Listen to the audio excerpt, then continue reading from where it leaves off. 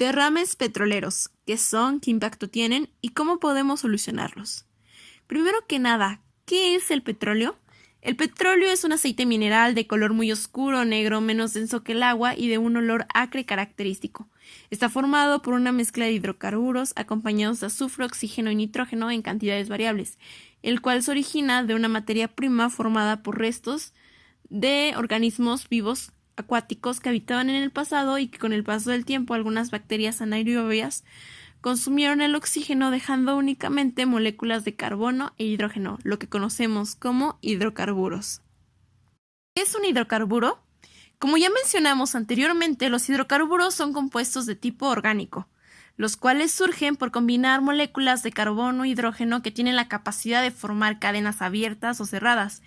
A estos se le conoce también como cíclicos o acíclicos. Los acíclicos a su vez se dividen en tres tipos, dependiendo del tipo de enlace que presenten. Cuando tienen un solo enlace se le conoce como alcanos, cuando tienen un enlace doble son los alquenos y cuando tiene un enlace triple son los alquinos. Hablemos un poco del caso Cadereyta, un derrame de hidrocarburos de un ducto administrado por la Refinería de Petróleos Mexicanos, ubicado en Cadereyta, Nuevo León, provocó la contaminación del río San Juan, ocasionando daños en los ecosistemas del río, cultivos y en la calidad de agua para el consumo humano, fauna silvestre y ganado. ¿Qué solución podrías proponer a ese problema? Antes de proponer una solución, conozcamos algunos compuestos relacionados en el caso.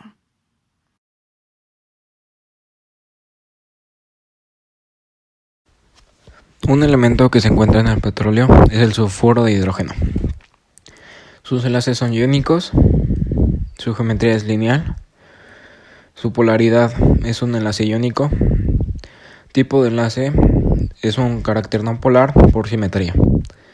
Propiedades: punto de fusión a menos 86 grados Celsius, punto de ebullición a menos 60.2 grados Celsius, temperatura crítica a 100 grados Celsius, presión crítica a 89.37, densidad del gas en el punto de ebullición 1.93 kilos sobre metros cúbicos.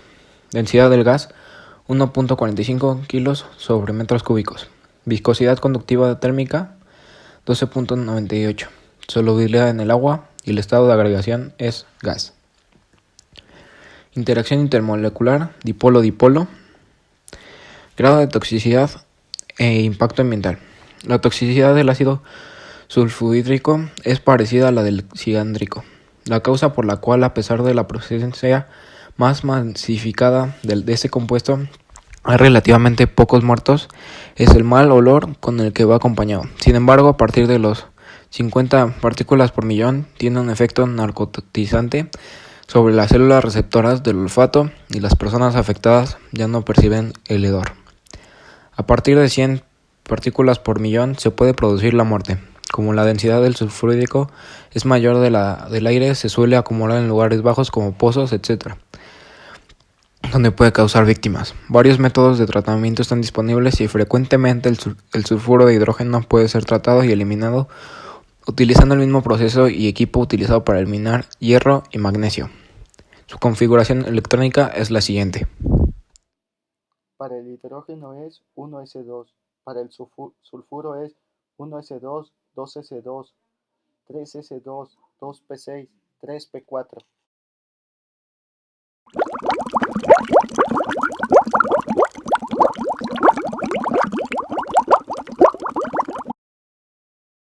El metano es otro de los compuestos que forman parte del petróleo. Presenta enlaces del tipo covalente no polar. Asimismo, presenta una geometría tetraédrica al presentar 4 dominios enlazantes. De igual forma, es una molécula con carácter no polar, esto debido a la simetría que presenta la misma.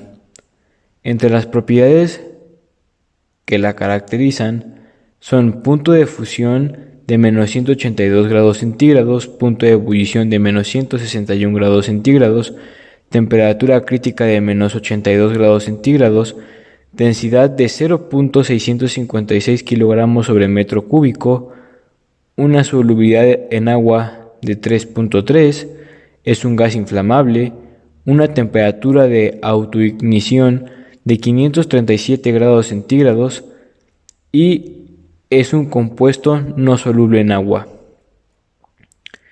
Cabe mencionar que el metano presenta interacciones moleculares de dispersiones de London, formando principalmente dipolos inducidos. Finalmente, cabe mencionar que el metano no presenta toxicidad. El principal peligro que puede representar en términos de salud son las quemaduras que se pueden producir si entra en ignición. Esto debido a que es inflamable y puede generar mezclas explosivas con el aire. En términos del medio ambiente, es considerado uno de los gases de efecto invernadero al contribuir al calentamiento global, teniendo un potencial de calentamiento mayor al del dióxido de carbono.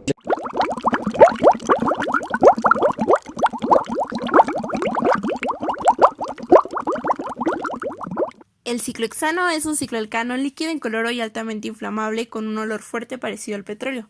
Se presenta en todos los tipos de petróleo crudo en concentraciones de 0.1 a 1%. Su fórmula es C6H12, por lo cual cuenta con 6 átomos de carbono y 12 átomos de hidrógeno. Recordemos que el carbono pertenece al periodo 1 y por lo tanto tiene 6 electrones de valencia, mientras que el hidrógeno pertenece al periodo 2 y tiene un electrón de valencia. Tanto el carbono como el hidrógeno son dos no metales y su electronegatividad es de 0.1, por lo cual forman un enlace covalente no polar. Como podemos aquí ver en la estructura, este hidrocarburo es un hidrocarburo cíclico y en cada parte del hexágono tendrá un carbono y 2 hidrógenos. Entonces, por lo tanto, como es de una estructura cerrada, es cíclico, no podemos definir su geometría molecular. Alguna de las propiedades físicas del ciclohexano es que su polaridad, al ser su electronegatividad muy baja, no puede interactuar mediante fuerzas dipolo-dipolo, sino que depende específicamente de fuerzas de London. Su estado de agregación es gaseoso, ya que es un cicloalcano pequeño. En el agua es totalmente insoluble y su punto de ebullición en el caso de los cicloalcanos es un poquito mayor que los alcanos. Para el ciclohexano su punto de ebullición es de 83 grados Celsius, por lo cual va a tener una alta volatilidad y su viscosidad pues será menor. Ahora, el ciclohexano, pues como ya vimos, es un elemento que es muy inflamable, que puede causar incendios, pero también puede causar muchos peligros para la salud al entrar en contacto con la piel, con los ojos, al momento de inhalarlos o al momento de tener un contacto por ingestión. Entonces es por eso que aunque su toxicidad es media, puede llegar a ser un compuesto demasiado peligroso.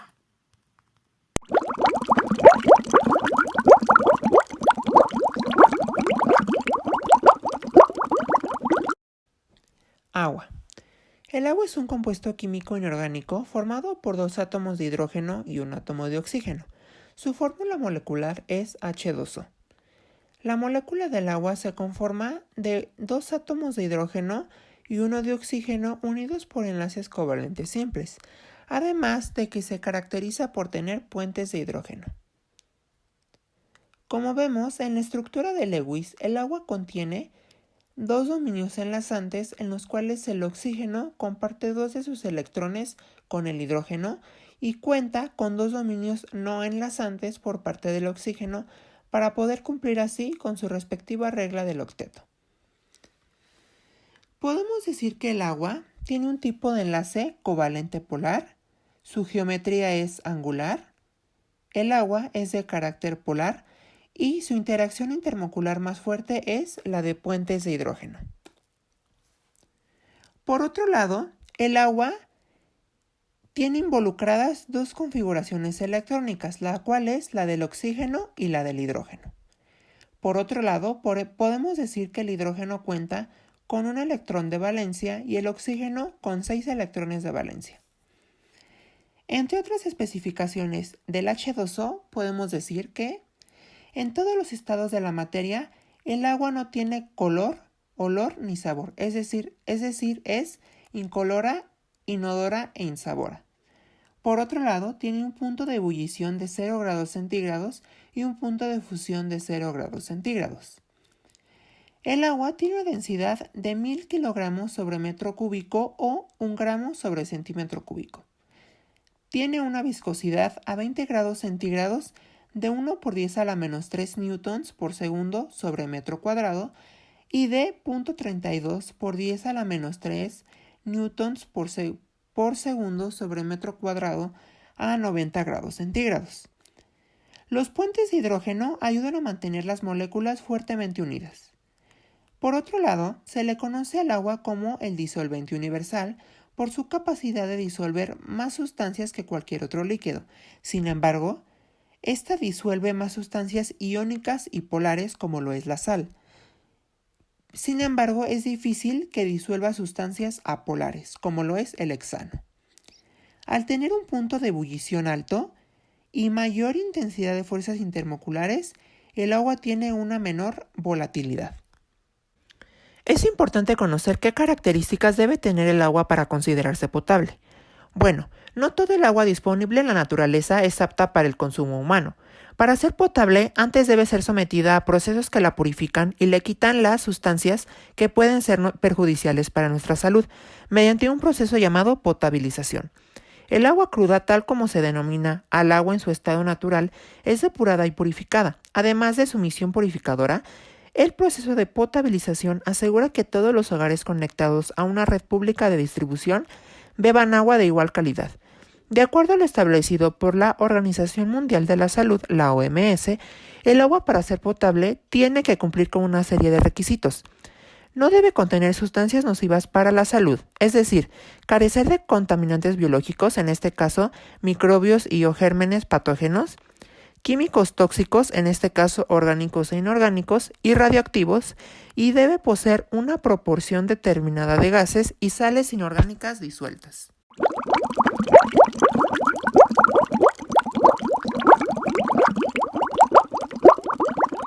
Considerar que el tener agua potable es un derecho.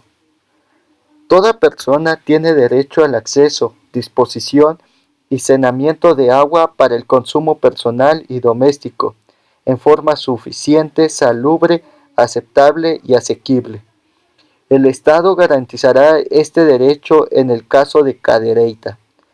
No se respetó el derecho al agua, ya que existieron varias inficiencias y falta de conocimiento del Estado para que el problema del derrame del petróleo no se propagara, y de igual manera no hubo apoyo a la comunidad afectada, y los pescadores no contaron con un apoyo para su falta de producción. Por lo tanto, tampoco se cumplió otro derecho del artículo 41 que habla acerca de que todos los habitantes gozan del derecho a un ambiente sano, equilibrado, apto para el desarrollo humano y para que las actividades productivas satisfagan las necesidades presentes sin comprometer la de las generaciones futuras, y tiene el deber de ser preservarlo. Como te habrás percatado, los compuestos que mencionamos tienen características diferentes al agua, lo cual genera que al entrar en una interacción provoque riesgos muy altos. Es por esta razón que los derrames petroleros en los mares, lagos y ríos traen consigo varios efectos negativos, entre ellos un impacto ambiental y social, debido al ecocidio que trajo consigo el derrame, una afectación directa en la flora y fauna, así como en los cuerpos de agua aledaños a la refinería, provocando daños a la comunidad, pues parte del agua que se utiliza para sembrar está contaminada y pone en peligro la salud de sus habitantes, y el estatus económico de los agricultores y ganaderos. Afortunadamente, aún podemos crear nuevas alternativas que sean eficaces al limpiar los derrames petroleros y que sean amigables con el ecosistema. Por lo tanto, nuestra propuesta de solución es la siguiente. Solución. Las hermanas colombianas Tatiana y Natalia Solano recientemente crearon una nueva metodología para separar los residuos del petróleo del agua. A su creación la llamaron aceite de Dios, el cual consiste en un aceite de extracto de coco, aloe vera y sacha ichi, que es una fruta ancestral del Amazonas. Esto es un conjunto, crean un aceite que es rico en omega 3, 6, 9 y que cuenta con propiedades transformadores impresionantes. El aceite de los dioses actúa entrando en contacto con el hidrocarburo, lo divide en nanopartículas para partículas más diminutas y digeribles que a la vez en efecto inmediato queman las partículas, haciendo morir todo lo microscópicos del hidrocarburo. Estamos completamente convencidos de que esta puede ser la mejor solución, pues es algo nuevo e innovador que además no contamina en lo absoluto, pues sus componentes son 100% naturales. Sin embargo, nos damos cuenta que el Sachaichi es muy difícil de conseguir en algunas zonas y que tiene que llevar un proceso complejo de limpieza, por lo cual propone agregarle otra semilla como la quinoa que cuenta con unas características semejantes y de esta manera mejorar la efectividad y el moderar el uso de Sachaichi. Conclusión. Es importante que por nuestro bienestar y el cuidado de nuestros cuerpos hidráulicos seamos capaces de concientizarnos de las grandes problemáticas que está teniendo en la actualidad el uso de los hidrocarburos y tratar de moderar nuestro consumo. Por otro lado, también aprendimos que es necesario buscar soluciones alternas que nos ayuden a limpiar nuestros mares y lagos, ya que, pues, lamentablemente el impacto que está teniendo los derrames petroleros, pues sí están trayendo consecuencias demasiado devastadoras. Entonces, tenemos que buscar nuevas alternativas que generen un cambio positivo en nuestro ambiente y en nuestra sociedad. También no olvidemos que el cambio empieza por cada uno de nosotros y como ciudadanos tenemos la responsabilidad de estar informados de nuestros derechos y las obligaciones también que tiene el Estado de monitorear las acciones de las empresas, de las refinerías, para que evalúen que estén haciendo correctamente su trabajo sin dañar nuestros cuerpos hidráulicos. El océano, el gran unificador, es la única esperanza del hombre. Ahora, como nunca antes, la antigua frase tiene un nuevo significado. Todos estamos en el mismo bote. Jacques Javex.